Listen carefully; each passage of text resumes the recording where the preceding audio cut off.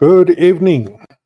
It's been a minute since my last broadcast, and I'm really grateful that you are tuning in and joining me for this conversation. A whole bunch of random things had to happen for this broadcast to take place, and it's most probably going to be my last one for this year. So, thank you for joining me, and please let me know if you're online. You can comment on Facebook, on YouTube, on LinkedIn, I think, and uh, I'll post the comments on the screen uh, so that everyone can know that you are here. Now, the reason for this broadcast is basically the time of year. Um, it is just that time of year, isn't it? Everyone is tired, and tonight is a bit of a warning. Tonight is a uh, you know just be aware of this, because when we are tired, uh, things are a little bit different. And I want to first pose the problem to you tonight, and then I want to offer a bit of a solution, a major solution. And I'm hoping that as we do this 20 minutes together, that your December in 2023 will look different. And as a result, 2024 will just take on a new dimension. Uh, we are tired. It's that time of year. And, and here's the thing, when we are tired, uh, we need to add an to just about anything that happens in our lives. And it's with one R. It could be spelled with two R's, because it's about the mistakes that we make when we are tired. When we are tired and we become angry, we become angrier. When we are tired and there's a reason to be sad, we become even sadder. When we are tired and we become sick and we get the flu, we get sicker. Uh, and, every one of us have this amazing ability to do dumb things. But when we are tired, uh, we do even dumber things. Being tired is a little bit like being drunk, but there's no laws against being tired. And sometimes, we just put our heads down and we carry on and we say, I'm just going to get to the other side of this. Um, and yeah, Craig says, when we get tired, we also get lazier, and we do a bit of a go slow. Um, Everything is just a little bit worse when we are tired. Um, and the first point I want to make tonight is that when you and I are tired, then it is necessary to be extra careful because of that thing. Because of that, it's a little bit worse. It's a little bit um, more when we make mistakes, when we mess up. Uh, we need to be extra careful in times and seasons of our lives where we are tired that lasts beyond a good night's sleep, that tired that just carries on. Uh, you know, uh, in this recent World Cup, we played in rugby. If you're from a part of the world that plays rugby, one of the things that caught my attention was these guys are super athletes. They are super fit, conditioned. Uh, there's a whole lot of work that goes into their conditioning. But when a player gets tired in a high intensity match, they replace him. because that top athlete will make mistakes that he would normally not make when he gets tired. He will make rookie mistakes because he's tired. So when we are tired, we need to be extra careful. This is not the time of year for you to start a big fight. This is not the time of year for you to make big decisions. And if you have to, sometimes it's forced on you. You do it with extra care. You do it very carefully because you don't want to mess up. You will be more prone to mess up because you are tired. Now we all know this, and I'm speaking to people with a very real relationship with Jesus. And I welcome Samson on screen, and this applies to individuals with that kind of relationship with Jesus that has changed your eternal destiny. That's part of your daily, hourly walk. Jesus asks this question. He stands on a street corner and he looks at people walking through Jerusalem in one of the festivals of that time, and he asks, "Are you tired? Are you worn out?" Another translation says, "Are you weary, carrying a heavy burden?" So if that's you tonight, I'm speaking to you. If that's you tonight, a whole bunch of things happened for you to tune into this broadcast or to watch it a little bit later. And for me to say these words, there's a question from God's side. He wants to know, do you know that you are tired? He knows. Do you know that you are weary, that you are carrying a heavy burden? Do you know that you are in that worn out state right now, that you need to be extra careful, that this is not the best time where you are operating at peak efficiency? And if your answer to Jesus's question tonight is yes, I'm tired, I'm carrying a heavy burden, I'm being weighed down, I'm worn out, I am weary to the bone. If your answer is yes, he responds in every single translation. We're going to look at different translations tonight, but he responds with these words. And I hope you hear these words very, very clearly tonight.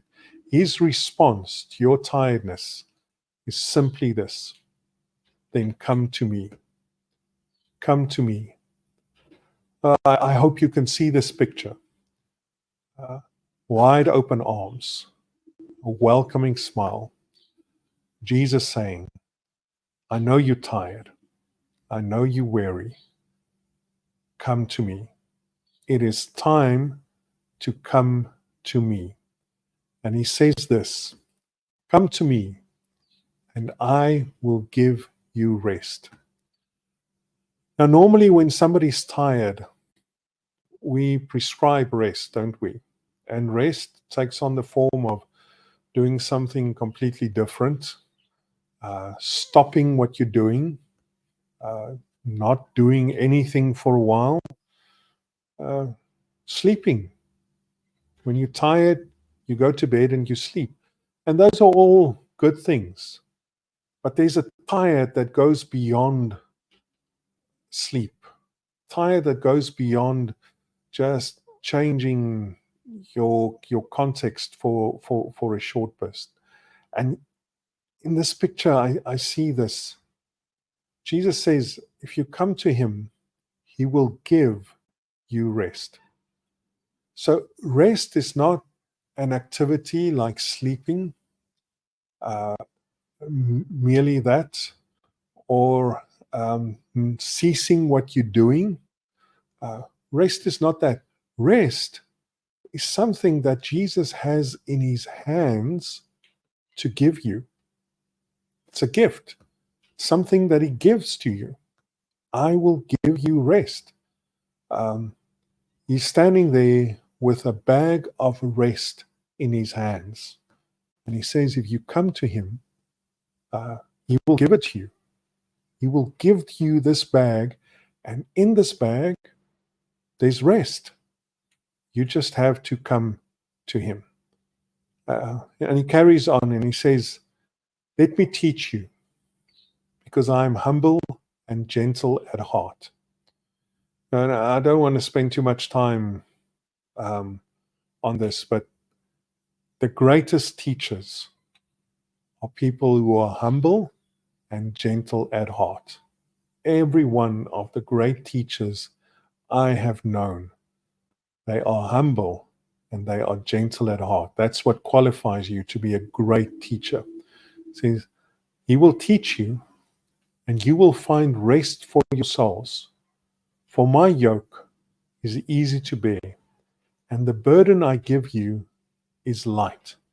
The things with which he will keep you busy, easy to bear. The burden is light, and he wants to teach you how to live in that way. And he says, this is how. Walk with me and work with me. It's not the word that you expect to read when it's about rest, isn't it? Is it? Rest is ceasing activity.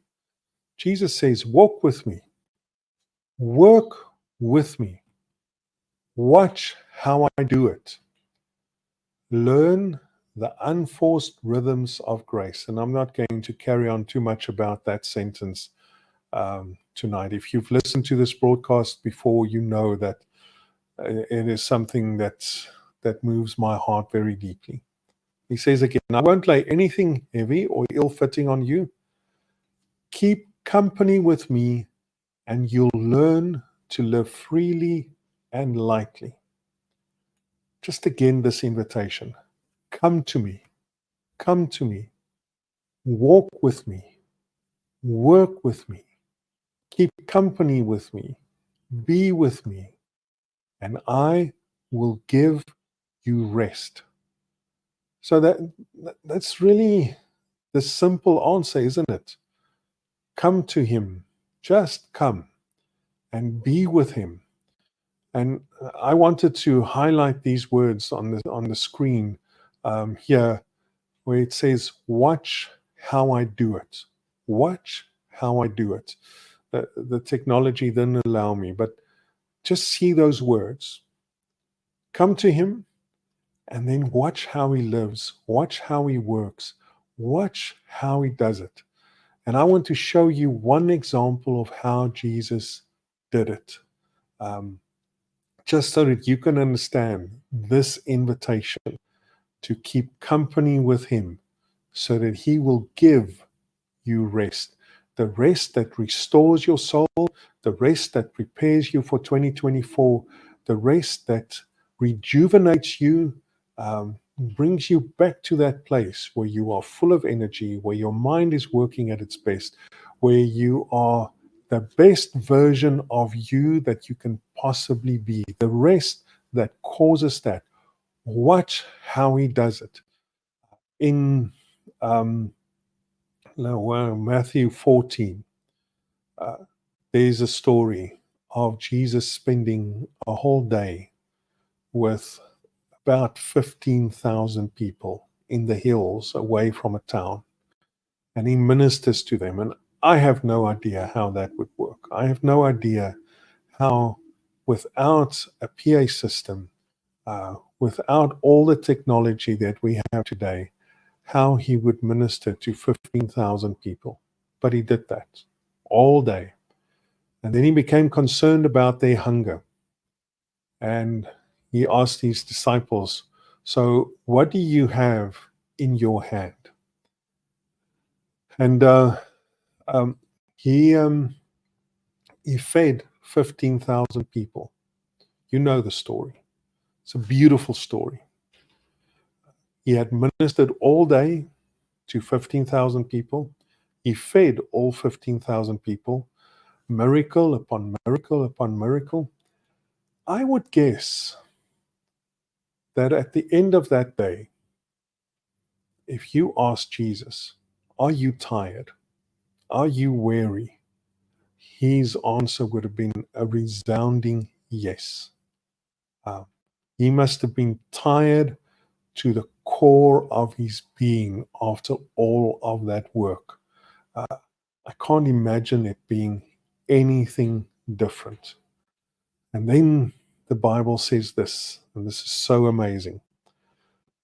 In verse 23, with the crowd dispersed, he climbed the mountain so he could be by himself and pray. He stayed there alone late into the night. This is how Jesus did it. He worked all day. He gave everything he had to give. He did not pace himself. He did not do a go slow and say, I'm going to give as little as possible just so that I can get to the other side. Daniel from Malawi, you are so welcome. It is great to have you here. And Jesus gave everything he had. And when the crowd dispersed, and the day was done, he put his disciples in a boat and he climbed a mountain. Is that your first instinct to do when you are tired? To climb a mountain? It's not my first instinct. It's not my second instinct. It's not my third instinct. I can count as far as I know how to count. That's not what comes up in my heart at the end of a long day when I'm tired to the bone. But Jesus climbed a mountain so that he could spend time with his Father. You know what he did? He climbed down that mountain many hours later and he walked on water. And my prayer for everyone listening tonight and later on to this broadcast, my prayer is that you would find that faith, that space in your circumstances where you would walk on water. Even after a long day, even after giving everything you have, that you would be rejuvenated in every aspect of your being to the place where you will walk on water. But to get there, you need to do whatever it takes to get into God's presence. You need to respond to his invitation saying, come to me, come to me.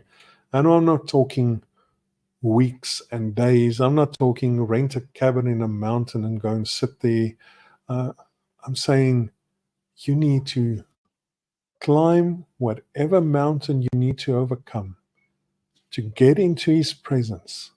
And if you do, no matter how tired you are, if you climb that mountain, you will walk on water, whatever that means in your circumstances. It is really that simple. I pray that 2024 will be an amazing year for you and for yours. And I pray that you will not enter 2024 in the state you're in right now. That you will not start this coming new year tired, very tired. Welcome, Gert Engelbrecht, friend from years ago,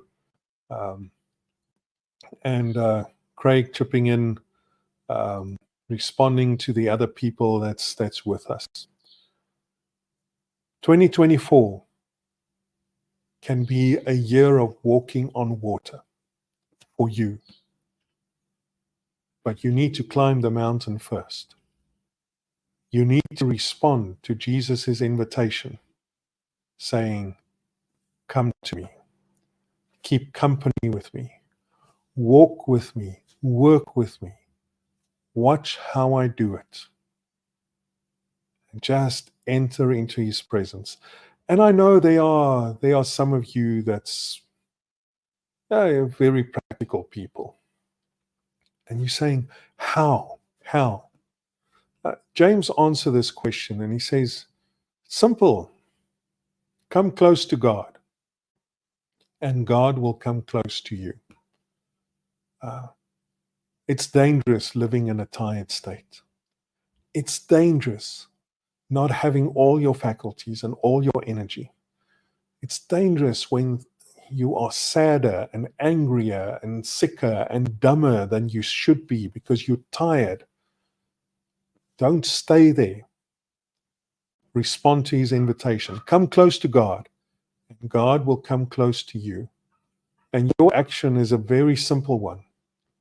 Oh, but God's response is so powerful. Another translation says, say a quiet yes to God, and he will be there in no time. Say a quiet yes to God, and he will be there in no time. There's a month ahead of you before you start the new year. You need to be careful if you're tired. You need to make slower decisions. You need to think twice. You need to make sure that you're not overreacting. And you need to climb a mountain into God's presence. You need to do whatever it takes to respond to his invitation. And you need to get that gift in his hand, the rest that he has to give. His arms are wide open. And he so wants you just to come. Draw close to God, and he will draw close to you. And from that closeness, you will walk on water in 2024. We are looking forward to what God has in store for us. And I pray that you will spend that time in his presence to be able to walk on water in 2024.